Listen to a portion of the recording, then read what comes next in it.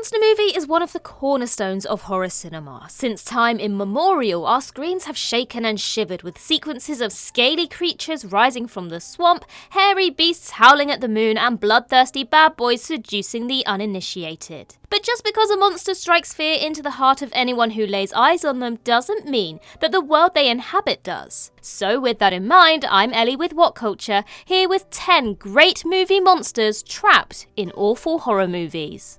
Number 10. The Boogeyman in Boogeyman.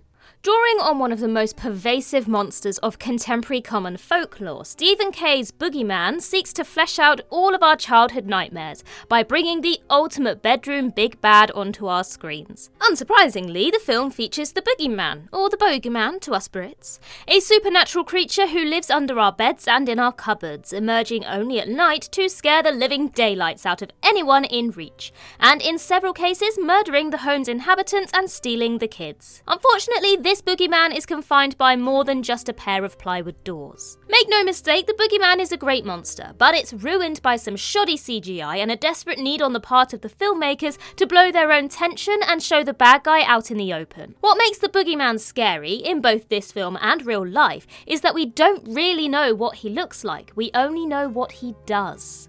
Number 9. Dracula in Blade Trinity. What do you get when you cross Creed Scott Stapp with one of the sexiest, deadliest monsters of all time?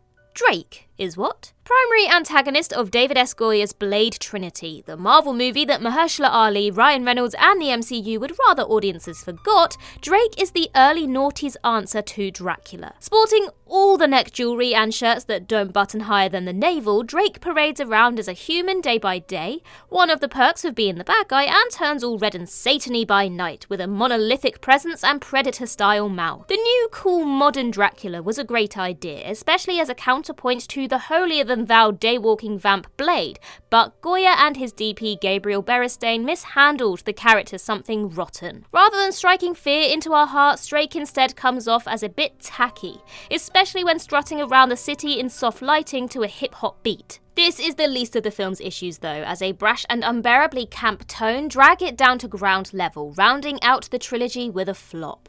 Number 8. Mary Shaw in Dead Silence. The subject of poorly composed nursery rhymes and nightmares alike, Mary Shaw, the antagonist of ventriloquism horror Dead Silence, is quite unlike any other horror movie monster. A poltergeist ventriloquist, Mary rips out the tongues of those who scream in her presence before, well, murdering them. But that's not where the fun ends. Oh no, as she has a penchant for creating and controlling perfect dolls, life-size puppets made from the humans she kills. Though Dead Silence was marketed on the enduring appeal of the living dummy, Mary turns out to be far scarier by spades. Unfortunately, the rest of the film can't keep up. Bogged down by a meandering plot, boring dialogue and forgettable main characters, it fails to make the most of its villain, and instead rests idly in the usual cheap horror tropes and jump scares. Mary is a monster for the ages. The human puppets are horrifying, but the film they're in is barely alive. Number 7. The Wolfman in The Wolfman. The Wolfman is a cornerstone character of Universal's catalogue of classic movie monsters. Thus, when the studio assembled monster movie master Anthony Hopkins, along with other big hitters like Benicio del Toro and Hugo Weaving for a remake of the old classic, most of us thought we were in for one hell of a ride. Hopkins and del Toro play 2 generations of the titular character, tearing the small town of Blackmore to pieces in a bestial rampage that is surprisingly visceral and unafraid of showing us all the blood, guts and stringy bits in between. And that's not to mention their transformations, in which director Joe Johnston takes great delight in mapping out every snapping bone and unhinging jaw. Unfortunately, the magnificence of the monster is lost in a film that, while true to the gothic feel and broader narrative shape of its filmic roots, is frequently dull, rarely surprising, and often at war with the varied performances of its cast. Above all else, Hopkins phones in at least 50% of his performance, perhaps having foreseen a critical disappointment in the making. Number 6. Nemesis in Resident Evil Apocalypse. Follow-up to Paul W.S. Anderson's middling to good video game adaptation Resident Evil Apocalypse takes Alice out of the Umbrella Corporation's underground facility and into a hellish raccoon city, where the zombie apocalypse has hit hard. And this time Anderson brings in the well-loved and much-feared video game antagonist Nemesis to stalk her through the streets. A nigh unstoppable mutant with a sewn-up face and an arsenal of heavy weaponry, Nemesis, here played by Matthew G. Taylor, is the kind of, well, nemesis that can make a franchise. The creature design is spot on, feeling true to the source material while offering a tangible non-CG monster for audiences to fear, and it casts a long shadow over the movie before a final act twist that challenges everything we think we know. Alas, Apocalypse is still a Paul W.S. Anderson film, and despite a stellar villain and an ass-kicking lead, it manages to flounder in plot and substance. It bets the house on big dramatic action sequences and comes up short. How could they get it so right while getting it so wrong? Number 5. Slender Man in Slender Man. Long before there was a film with his name on it, Slender Man haunted the minds and computer screens of the 21st century teen, emerging as one of our first truly contemporary folklores. A mysterious, elongated humanoid with a featureless face and a black suit, he hides in the background of photographs, stalks children in the forest, and generally manipulates things from a distance. It makes sense then for a film adaptation to draw on what was a largely untapped and yet widely recognised well of terror. But with the movie business being what it is, that is where the ingenuity began and ended. The film relied on the character's popularity to get bums on seats in the cinema and left trivial concerns like story and scares for the birds. As a result, the film's plot is as thin as the titular character, and the frights egregiously few and far between. At its core though, Slender Man suffers from a similar ailment to Boogeyman, in that it offers up too much of its monster, a monster who thrives in darkness, shadows, and background scares. Number 4. Frankensteins Monster in Van Helsing. Stephen Sommers' gothic horror Van Helsing promised horror fans a smorgasbord of creatures from across the literary canon and beyond, and boy did it deliver. With so many good monsters to choose from, it's hard to know which to settle on, but the crowning achievement of this film's rogues gallery is surely creature come anti-hero Frankensteins Monster. Unlike the hammy green-headed hammer horror Frankensteins of old, Sheila Hensley's incarnation of the creature feels raw, powerful, and quite unlike Robert De Niro's disastrous appearance in Mary Shelley's Frankenstein, very well cast. The physical design feels authentic to the period setting and yet modern at the same time, looking as sharp today as it did in 2004.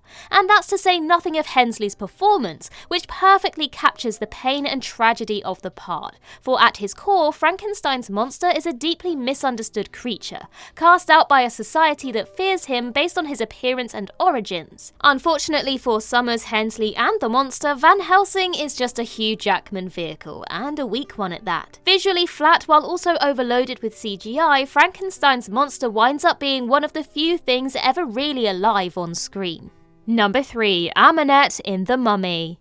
Sofia Boutella's face may not be the one most of us bring to mind when someone mentions The Mummy, and yet her monstrous incarnation of the undead mummy Amenet is a fearsome thing to behold. Her freaky split irises alone are enough to send children and small animals fleeing, but add to that taloned hands, preternatural strength, supernatural abilities, and taste for snacking on the human spirit, and she could have most adults diving behind the sofa to join them. With an army of zombies at her back, it would seem there's not much can stop Amenet, except perhaps the movie she features in. Devoid of joy, terror, and pretty much every other identifiable emotion, The Mummy failed as a film, failed as a Tom Cruise action vehicle, and failed to launch Universal's hotly anticipated Dark Universe series, which would have brought together other classic monsters such as The Invisible Man and Frankenstein's Monster. Too much effort was spent shoehorning Cruise's stunts and universe-building elements into The Mummy, like Russell Crowe's Dr. Jekyll and Mr. Hyde, and not enough thought went into figuring out what actually makes a monster movie tick. Let that be a warning to you, franchise-baiting executives. Number 2. Slappy the Dummy in Goosebumps. The true MVP of the Goosebumps series, Slappy the Dummy has lived rent-free in every 90s kid's head since his introduction at the end of R.L. Stine's Night of the Living Dummy. Shiny head, black tux, blood red bow tie, you know the puppet.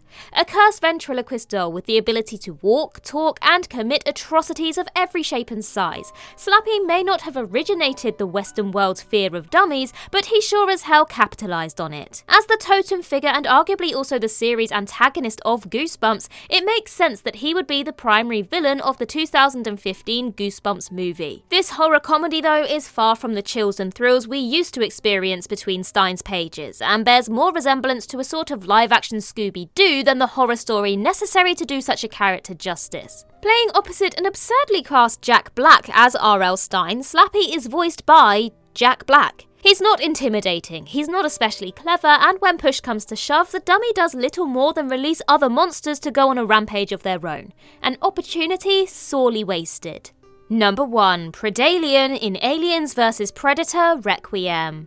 One would think that producers John Davis, David Giler and Walter Hill had learned their lesson after the critical and commercial disaster that was Alien vs Predator. And yet these gluttons for punishment came back with a sequel a mere 3 years later, scraping the very bottom of the barrel while waiting for someone to resurrect the Alien franchise. And yet, within this misguided cash grab, there is a great moment of unforeseen ingenuity. Picking up where the first film left off, a chestburster hatches from a fallen Predator warrior during the opening sequence, wreaking havoc on their ship and sending it crashing back to Earth, where a new kind of beast is born. By far the most compelling element of both films, the Pedalian is a creature that combines the strength, skills, intellect and sheer determination of both creatures into one hulking, dreadlocked, scaly-tailed brute. Wreaking havoc around a town in Colorado, it goes toe-to-toe with humans, predators and, a nuclear bomb. Yep, when deciding what narrative route might best serve such a creature, the writers decided to nuke it. As if that wasn't bad enough, the Pedalian barely gets any solid screen time, and when it does, it is mired in heavy blacks and shadows, so that by the end of the film, we're not sure if we even saw it at all.